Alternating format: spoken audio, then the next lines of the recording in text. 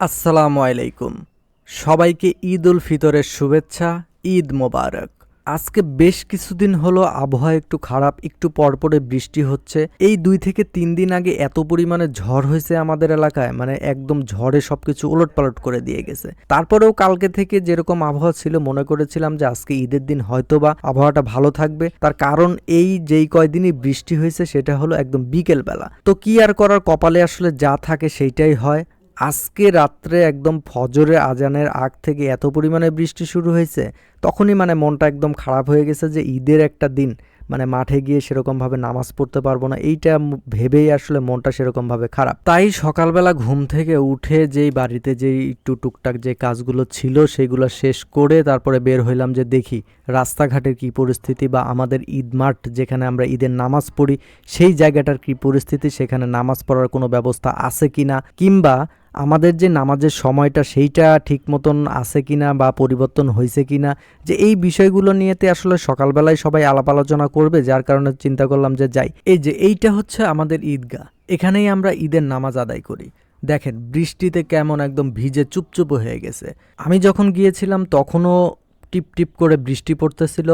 তো যখন আমি এই যে সামিয়ানার নিচে গেলাম, নিচে গিয়ে দেখলাম যে উপরে যে বৃষ্টির পানিগুলো জমা হয়ে গেছে সেগুলো ফোঁটায় ফোঁটায় টপ টপ করে নিচে পড়তেছিল। আর নিচের যে ঘাসগুলো একদম ভিজে চুপচুপে অবস্থা, মানে পা রাখলেই বোঝা যাচ্ছে যে পুরোটা ভিজা। যদি কোনো কাপড় কিংবা যে কোনো কিছু এখানে রাখা যায় পুরোটা ভিজে যাবে।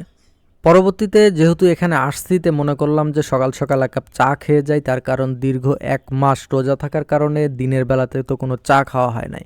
আর সকালবেলা কিন্তু চা খাওয়া একটা অন্যরকম একটা অভ্যাস যেটা আমার মধ্যে আছে, যে প্রতিদিন সকালে অ্যাটলিস্ট আমাকে চা খাইতে হবে।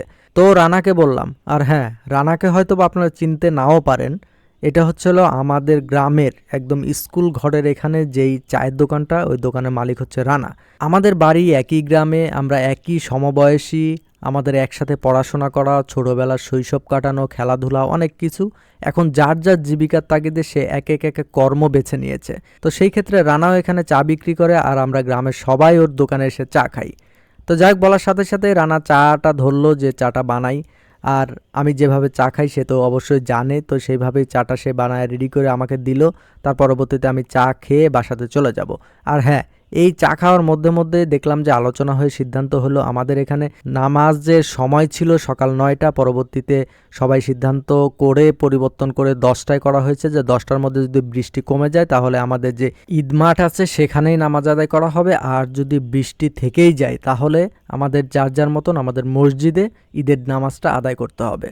আলহামদুলিল্লাহ আমাদের আর মসজিদে নামাজ পড়া লাগতেছে না, তার কারণ বৃষ্টি একদম থেমে গেছে।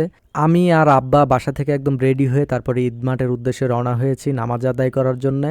যাই হোক, আমরা যাওয়ার আগেই দেখি অনেক মানুষজন একদম চলে এসেছে অলরেডি। আমাদের যে হুজুর আছে উনি উনার বয়ান এখানে দিচ্ছেন। তার পরবর্তীতে আমি আর আব্বা দুজনে মিলেই একদম ঈদগাহের যে মাঝখানে যে সামিয়ানা করা আছে সেটার নিচে গিয়ে বসলাম। তো আমাদের নামাজ আদায়ের আগে হুজুর এখানে বিভিন্নভাবে বিভিন্ন হাদিস কোরআন থেকে এখানে বয়ান পেশ করেন। চলেন হুজুরের কিছু দিক নির্দেশনামূলক কথা শুনে আসি। আল্লাহ রাব্বুল আলামিন তার জীবনের সমস্ত গুনাহগুলি আল্লাহ maaf করে দিলেন। সুবহানাল্লাহ, লিল্লাহি তাকবীর।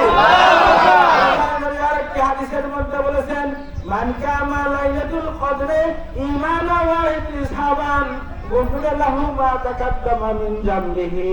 নবীজি সোনার জবান দিয়ে ঘোষণা করে বলেছেন, যে এই ব্যক্তি রমজান মাসে লাইলাতুল কদরের রাত্রিতে ইবাদত করলো, আল্লাহ রাব্বুল আলামিন তার জীবনের সমস্ত গুনাহগুলি আল্লাহ maaf করে দিলেন। সুবহানাল্লাহ।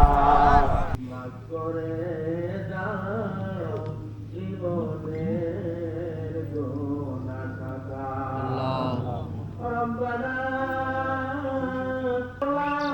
আল্লাহ তোমার নামের উপরে কয়েকবার দরুদ ও সালাম পেশ করেছি গো আল্লাহ, আমাদের সকলের জবানে কলেমা জারি করে দিও, লা ইলাহা ইল্লাল্লাহু মুহাম্মাদুর রাসূলুল্লাহ। আসসালামু আলাইকুম। আলহামদুলিল্লাহ নামাজ শেষ করে তারপরে মোনাজাত শেষ করে আমাদের যারা পরিচিত আছেন, আমাদের এলাকা মহল্লার যারা আছে সবার সাথে ঈদের সালামি কুশল বিনিময় করে কোলাকুলি করার পরবর্তীতে আমরা আমাদের এই ঈদের আনুষ্ঠানিকতা যেটা সেটা শেষ করে ঈদের যে মাঠ আছে সেখান থেকে বের হয়ে আমাদের যে স্কুল মাঠ আছে সেখানে চলে যাই। সেখানে গিয়ে আমরা আমাদের পরিচিত বন্ধুবান্ধব থেকে শুরু করে যারা আছে সবার সাথে কিছু ছবি উঠি। চলেন ছবির কিছু ক্লিপ আপনাদেরকে দেখাই।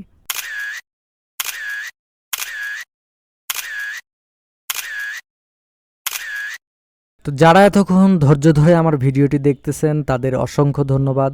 দেখা হবে আবার নতুন কোনো ভিডিওতে নতুন কোনো বিষয় নিয়ে। ততক্ষণ সবাই ভালো থাকবেন, সুস্থ থাকবেন। আল্লাহ হাফেজ। আসসালামু আলাইকুম।